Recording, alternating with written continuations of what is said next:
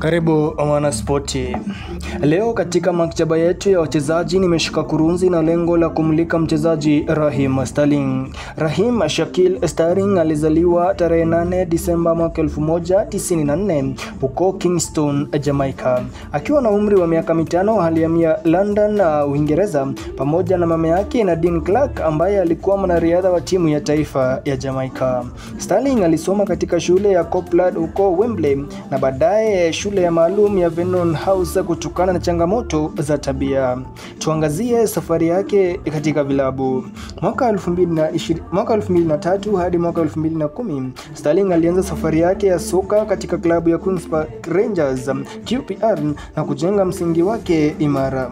Mwaka 2010 hadi mwaka 2015 alijiunga na Liverpool Academy na kucheza mechi yake ya kwanza ya kikosi cha kwanza mwaka 2012 na kufanikiwa kufunga mabao 18 katika mechi 95 za ligi.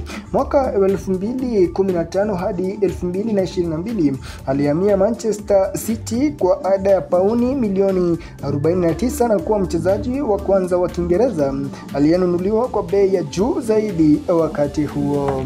Hapa aliyashinda mataji 4 ya EPL na kufunga mabao 91 katika mechi 225 za ligi.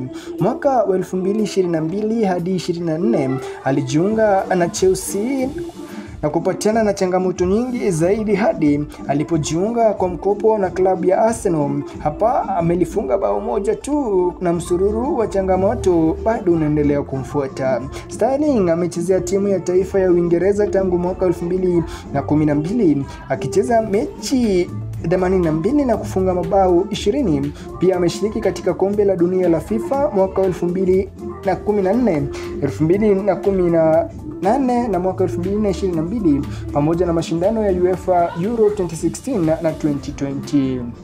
Amezipata tuzo kadhaa kama vile Golden Boy Award 2014, Young Player of the Year msimu wa 2018-19, FWA Footballer of the Year 2018-19 na MBE 2021, mjumbe wa heshima ya Uingereza kwa mchango wake katika usawa wa rangi kwenye michezo.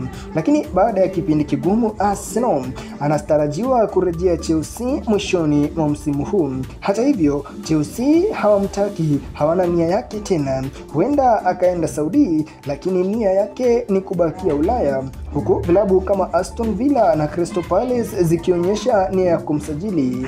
Mustakabali wake ni upi? Tutegee hapa. Mimi ni Spice Sports.